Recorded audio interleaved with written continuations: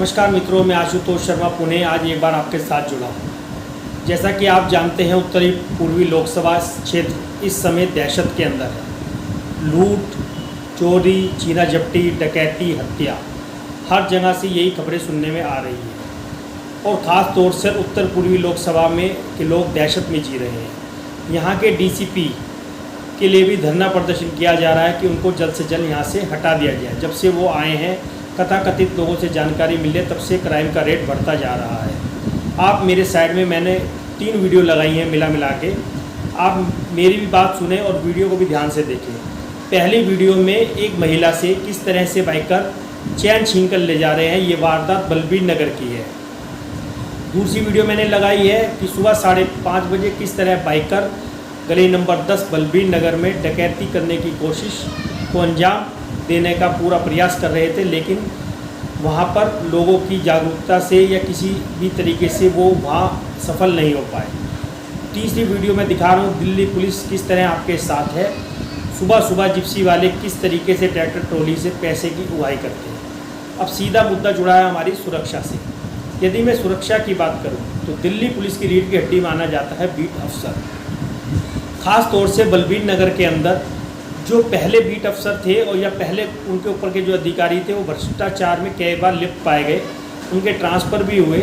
और जो बीट अफसर हाल फिलहाल यहाँ से रिश्वत लेते पकड़े गए, उनको भी यहाँ से हटा दिया गया है या उनके खिलाफ़ कानूनी कार्रवाई की जा रही है। अब जो नए बीट अफसर आए हैं, उनकी जानकारी मेरी लोगों से बात हुई, क्षेत्र के लोगों से बात हुई, किसी को नहीं पता कि बीट अफसर नया कौन है। तो क्षेत्र में वारदातें कैसे घटेंगी, पुलिस वालों का ध्यान कहाँ है, इसके बारे में भी हमें कथाकथित लोगों से जानकारी मिली और हमारे सूत्रों से भी हमें जानकारी कि बाइकर पुलिस वाले बुलेट पर घूमते हैं, राउंड लेते हैं, लेकिन उनका जो मेन मकसद होता है समरसेबल कहाँ लग रहा है, किस मकान में तुड़ाई चल रही है, किस मकान के बाद रोड़ी रेत बदल पड़ा है और किस मकान के यहाँ लेंटर डलने की प्रक्रिया शुरू हो चुकी है, यानी सीधा सीधा उगाही का धंधा।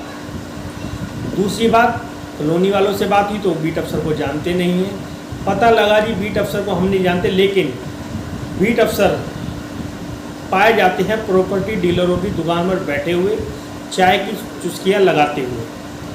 अब आप देखिए, जिस बीट अफसर की जिम्मेवारी होती है अपनी बीट में सुबह शाम राउंड लेना, वहाँ के लोगों से मिलना, महिलाओं से मिलना, सीनियर सिटीजन से मिलना, उनकी बात समझना, अपना परिचय देना, उनका परिचय लेना, समाज में कितने लोग रह रहे हैं, किस प्रकार के लोग रह रहे हैं, कब से रह रहे हैं, लेकिन ना तो बीट अफसर को इसकी जानकारी है, ना ही समाज के लोगों को जानकारी यहाँ के बीट अफसर कौन है। जब हमने बात करी तो पता लगा सीधा सीधा उगाही का धंधा इस समय यहाँ शाहदरा थाने के अंतर्गत जोरों पर चल रहा है। सिर्फ एक डीलर ही बता सकता है कि यहाँ का बीट अफसर कौन है, क्योंकि सीधा सीधा उगाही का धंधा डीलर से जुड़ा हुआ है। RWA बहुत सारी बलबीर नगर के अंदर चल रही हैं। मुझे तो लगता नहीं कि सुरक्षा का मुद्दा लेकर कभी वो SHO साहब के पास, ACP साहब के पास, DCP साहब के पास गई हुई। 15 अगस्त, 26 जनवरी में या रामलीला के समय DCP साहब, ACP साहब उनको बुला लेते हैं, थोड़ा जागरूक कर देते हैं, पर इतना ही तक ये RWA सीमित है। इनको ये नहीं पता कि आपके क्षेत्र में क्राइम हो रहा है तो हमें अपने मुद्दे उठाने चाहिए DCP के सामने, ACP के सामने, SHO साहब के सामने, लेकिन सिर्फ जाते हैं, उनकी बात सुनते हैं, चाय बिस्कुट खाते हैं और अपने RW में आके अपने पदों पर आसीन होकर बड़े बड़े बोर्ड अपने घरों के बाहर लगाकर बड़े खुश होते हैं कि हम RW के मेंबर हैं और हम RW चला रहे हैं। कहीं पौधारोपण की बात होगी, वहाँ चले जाएंगे, फ़ोटो खिंचवाने में सबसे आगे रहेंगे, लेकिन क्षेत्र में किस तरह की सुरक्षा होनी चाहिए उनको सब पता, किस एजेंसी से क्या बात करनी है, MCD से क्या बात करनी है, मलेरिया विभाग से क्या बात करनी है, लेकिन नहीं, सुरक्षा की भी उन्हें पता है, लेकिन नहीं, अपनी आवाज़ वो नहीं उठाएंगे। सिर्फ या तो रामलीला में 15 अगस्त में अपने कार्यक्रम में DCP AC साहब को बुलाएंगे, उनका फूलों से गुलदस्तों से स्वागत करेंगे और बात इतनी ही ख़त्म हो जाएगी, या थाने वाले उनको बुला लेंगे। RWA मुझे नहीं लग रहा कोई काम कर रही है। यदि काम कर रही होती तो सुरक्षा का मुद्दा जो अहम होता है किसी भी क्षेत्र के लिए तो वो जरूर उठाती। तो लेकिन कहीं ना कहीं जिस तरह से उत्तर पूर्वी लोकसभा इस समय दहशत के माहौल में, मैंने 3 वीडियो लगाई, तीनों वीडियो को आप ध्यान से देखिए। एक में महिला हैं जिनसे बाइकर चैन छीन रहे हैं, दूसरे में सुबह 5:30 बजे किस तरह 2 बाइकर घर का ताला तोड़ने का प्रयास कर रहे हैं, और तीसरे में PCR के कर्मचारी ट्रैक्टरों से उगाही का धंधा है। अब सीधा सीधा मैं भी इस बलबीर नगर के अंदर रहता हूँ, लेकिन मैं नहीं जानता मेरे यहाँ का बीट अफसर कौन है।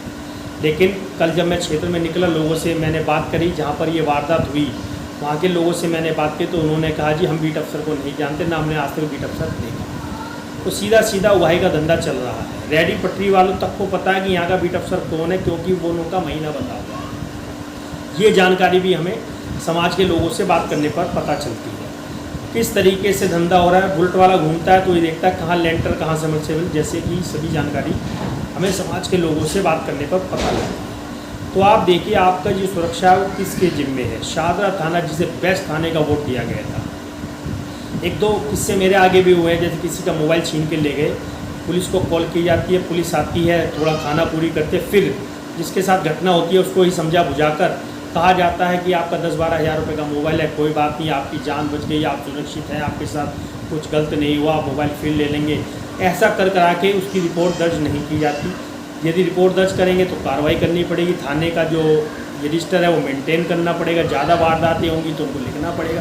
तो कहीं ना कहीं वारदातों से पीछा छुड़ाने के लिए मीठी मीठी बातें उस समय उनसे की जाती है और उनको बाहर का रास्ता दिखा दिया जाता है। लेकिन कोई बड़ी वारदात हो जाती है जिसमें हत्या तक हो जाती है, तो वो पुलिस वालों की एक मजबूरी बन जाती है कि उनको उसके अंदर FIR करनी ही पड़ती है, क्योंकि हत्या हो चुकी है। अब उनको करना पड़ेगा, उनको किसी की छीन झपट चोली बुन नहीं चलेगी। लेकिन आप देखिए, आप बलबीर नगर जैसा क्षेत्र कि में साथ साथ उत्तर पूर्वी क्षेत्र जैसे यमुना विहार, गोंडा, अब जैसा कि अब गला घोटू गैंग चल रहा था, कहीं पे मिर्ची गैंग चल रहा था, मतलब इस समय पूरी दिल्ली की व्यवस्था चरमाई गई है। तो दिल्ली पुलिस केंद्र शासन केंद्र के अंदर आती है और केंद्र में भारतीय जनता पार्टी की सरकार है, जो अच्छे शासन, सबका साथ, सबके विकास के लिए काम कर रही है। तो जहाँ तक मेरा मानना है, क्या अब हमें अपनी सुरक्षा खुद ही करनी पड़ेगी? क्या अब आपको जागना पड़ेगा? ना तो RW आपके काम आएगी, ना दिल्ली पुलिस आपके काम आएगी। तो मेरा आपसे निवेदन है, अपने घर में गली में ही ऐसी एक टीम बनाएं जिसमें आपकी गली के ही लोग उसमें जुड़े हों। एक फ़ोन नंबर ऐसा बनाएं या कोई सबके नंबर आपस में इस तरह इंक्लूड हो कि यदि किसी के साथ या आस पड़ोस में हल्की सी भी रात बेरात कोई आपको हल्की सी चहल पहल ऐसी जिससे कि आपको नुकसान पहुंच सकता है, आपको महसूस होती है, तो आप आपस में फ़ोन करके सचेत हो जाएं, जिससे कि सब मिलकर उस वारदात को रोक सकें। क्योंकि यदि वारदात हो गई और किसी की जान चली गई तो पुलिस सिर्फ FIR लिखने और उस पर इंक्वायरी बिठाने के अलावा कुछ नहीं रहेगा। जिसके साथ नुकसान होगा उसके साथ ही होगा, कोई भरपाई करने नहीं आएगा। इसलिए मेरा मानना ये है कि आपको सावधान रहना पड़ेगा, सुरक्षित, आपकी सुरक्षा की जिम्मेवारी आपको खुद लेनी पड़ेगी और आपको एक जागरूक नागरिक बनना पड़ेगा।